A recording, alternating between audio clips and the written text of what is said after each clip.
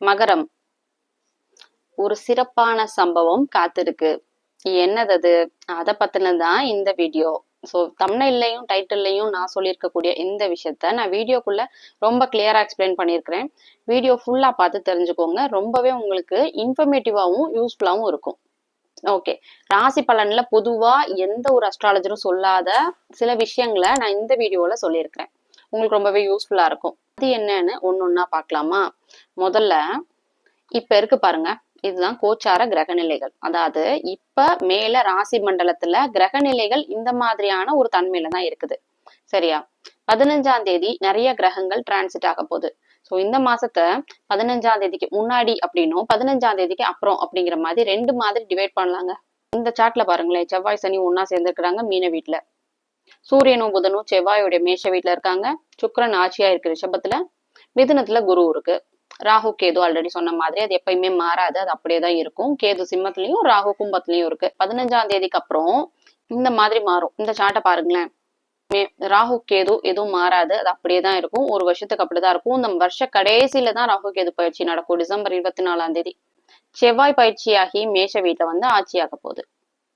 சூரியனும் புதனும் சுக்கரனுடைய ரிஷப வீட்டுக்கு வருவாங்க. ரிஷபத்துல இருந்த சுக்கரன் குருவோட பையனையும் மிதுனத்துல. ரெண்டு சுப கிரகங்கள் ஒன்னா சேர்ந்து, இயற்கை சுப கிரகங்கள் ரெண்டு பேரும் ஒன்னா சேர்ந்து மிதுன ராசி மேல இருப்பாங்க. சோ இந்த மாதிரி இருக்கும் கிரக நிலைகள். இதுல என்ன யாருமே சொல்லாத விஷயம் அப்படின்னு கேட்டீங்கன்னா, இது கோச்சார கிரகங்களுடைய நிலைகள். இது எப்படி உங்களுக்கு பாதிப்பை தரும், நன்மையவோ பாதிப்பையோ, இதோடைய தாக்கம் உங்களுடைய வாழ்க்கையில எப்படி இருக்கு அப்படிங்கறது நீங்க தெரிஞ்சுக்கணும். உங்கள நிறைய பேருக்கு தெரிஞ்சிருக்கும் ராசினா என்ன அப்படிங்கிறது. ராசினா சந்திரன் உங்களுடைய ராசி கட்டத்துல எங்க இருக்கோ அதுதான் உங்களுடைய ராசி. சரியா? இப்ப இதுல வந்து சந்திரன் எங்க இருக்கு, அந்த பர்டிகுலர் கட்டம் உங்களுக்கு ராசியா வரும். மிதுனத்துல சந்திரன் இருந்துச்சுன்னா மிதுன ராசி, கடகத்துல இருந்தா கடக ராசி. ஸோ அது ஒண்ணு. ராசி உங்களுக்கு தெரியும், ஆனா லக்னம் தெரியாதுல்ல. உங்க ஒவ்வொருத்தருக்கும் ஒவ்வொரு லக்னங்கள் இருக்கும். உங்களை மாதிரியே மகர ராசிக்காரங்க நிறைய பேர் இருப்பாங்க, ஆனா அவங்க லக்னம் வேறையா இருக்கும்.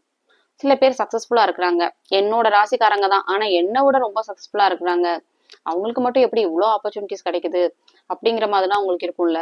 அதெல்லாம் என்னன்னா அவங்க வேற லக்னத்துல பிறந்திருப்பாங்க, நீங்க வேற லக்னமா இருப்பீங்க.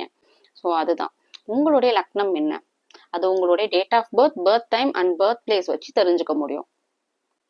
2 மணி நேரத்துக்கு ஒரு தடவை லக்னம் மாறும். ஸோ நீங்க பறக்கக்கூடிய அந்த நேரத்துல எந்த லக்னம் விழுகுதோ அது உங்களுடைய லக்னமா வரும். ஸோ இது ஒரு விஷயம்.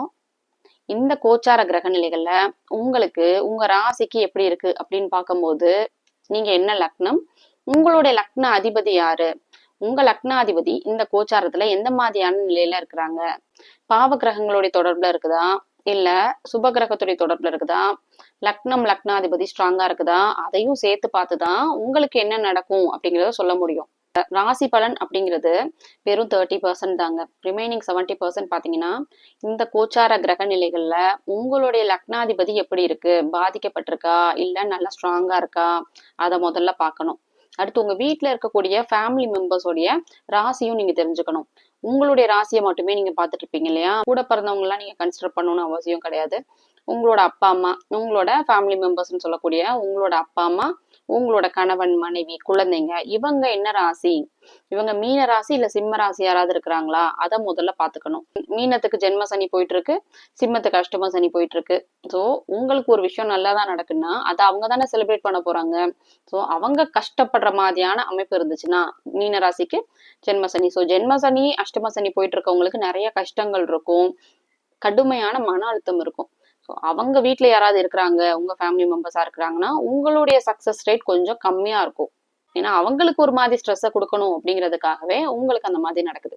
அவங்களாலதான் உங்களுக்கு நடக்குதா அப்படின்னு கேட்டீங்கன்னா கிடையாது. உங்களுடைய சொந்த ஜாதகத்துல அதுக்கேற்ற மாதிரி தசா புத்தி போகும். ஸோ இது 3வது பாயிண்ட், தசா புத்தி. நீங்க என்ன லக்னம், உங்களுக்கு என்ன தசா புத்தி போயிட்டு இருக்கு, யோக தசையா அவயோக தசையா, இந்த விஷயத்தையும் தெரிஞ்சுக்கணும். நான் ஆல்ரெடி சொன்ன மாதிரி ராசி பலன் வெறும் 30%, 70% இந்த விஷயங்கள் எல்லாம் சேர்த்து வச்சுதான் நம்ம பலன்கள் சொல்ல முடியும். ஓகே, மகர ராசிக்கு இந்த மே மாசம் எப்படி இருக்கும் அப்படின்னு பாத்துலாமா?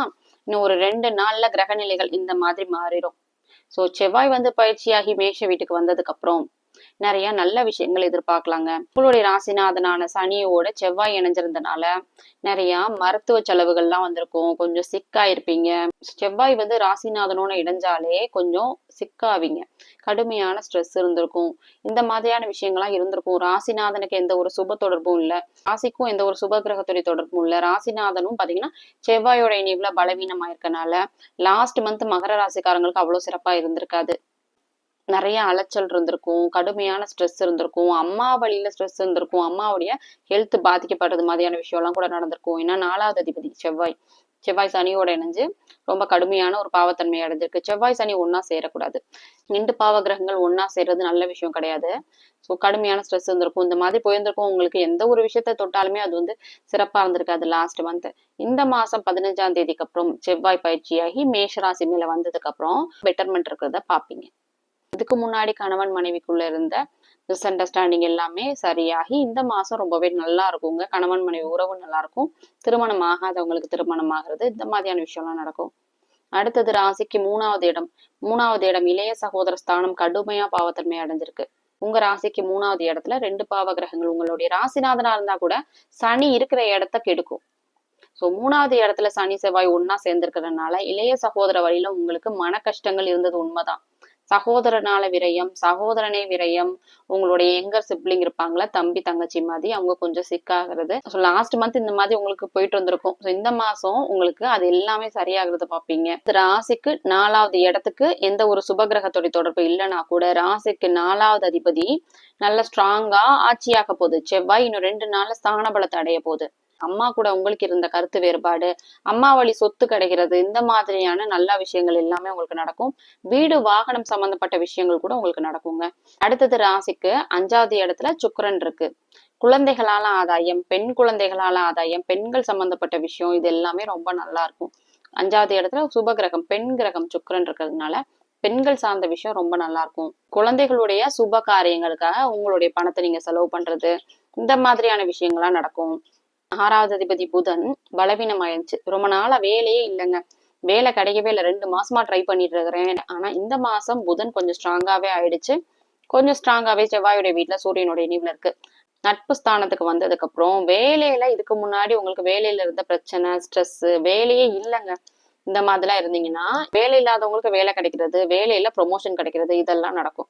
சில பேருக்கு கவர்மெண்ட் வேலை எல்லாம் கூட கிடைக்கும். ஆனா உங்க சொந்த ஜாதகத்துல சூரியன் நல்லா ஸ்ட்ராங்கா இருக்கணும், அதையும் செக் பண்ணிக்கணும். கோச்சார கிரக நிலைகள் நல்லா ஸ்ட்ராங்கா இருக்கு. சோ சொந்த ஜாதகத்திலையும் உங்களுக்கு சூரியன் சிம்மம் இதெல்லாம் நல்லா ஸ்ட்ராங்கா இருந்துச்சுன்னா கவர்மெண்ட் வேலைக்கான பாசிபிலிட்டி ரொம்பவே அதிகம் அந்த மாசம்.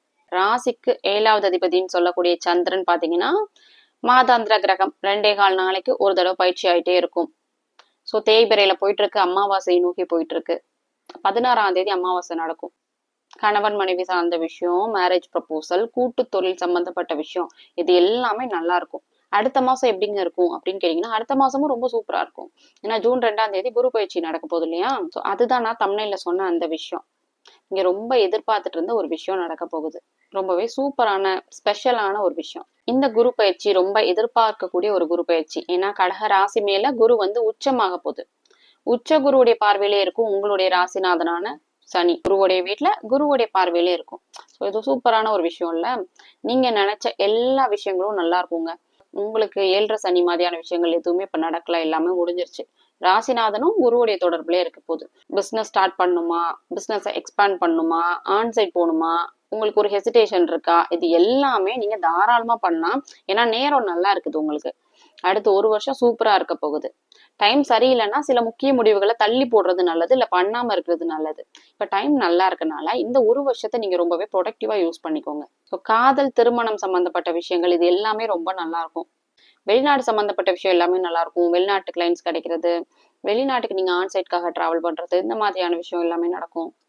8வது அதிபதி உச்சமா இருக்கிறதுனால சில பேருக்கு வந்து ஷேர் மார்க்கெட்ல எல்லாம் கூட இன்ட்ரெஸ்ட் இருக்கும்.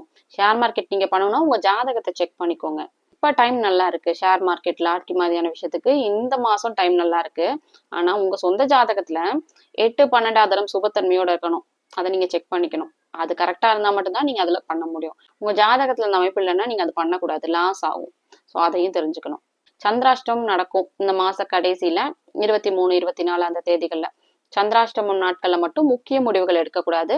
புது அறிமுகங்களை தவிர்த்துறது நல்லது. மத்தபடி இந்த மே மாசம் சூப்பரான மாசமாவே மகர ராசிக்காரங்களுக்கு அமைஞ்சிருக்கு. நான் சொன்ன இந்த விஷயங்கள் எல்லாம் உங்களுக்கு ரெசனேட் ஆச்சுன்னா உங்களோட ஒப்பீனியனை எனக்கு கமெண்ட்ல சொல்லுங்க. உங்களோட சொந்த ஜாதகத்துக்கு அஸ்ட்ராலஜி ஆன்லைன் கன்சல்டேஷன் வேணும்னு நினைச்சீங்கன்னா ஸ்கிரீன்ல தெரியற இந்த வாட்ஸ்அப் நம்பருக்கு நீங்க ரீச் அவுட் பண்ணி உங்களுக்கான அப்பாயின்மெண்ட்டை புக் பண்ணிக்கலாம். என்னோட கிளைண்ட்ஸோட ஃபீட்பேக்ஸ் எல்லாம் ஃபர்ஸ்ட் கமெண்ட்ல பின்டா இருக்கு. மற்ற ராசிகளுக்கான ராசி பலன் வீடியோ லிங்க்ஸ் கூட ஃபர்ஸ்ட் கமெண்ட்ல பின்டா இருக்கு. நீங்க கிளிக் பண்ணி செக் பண்ணிக்கலாம்.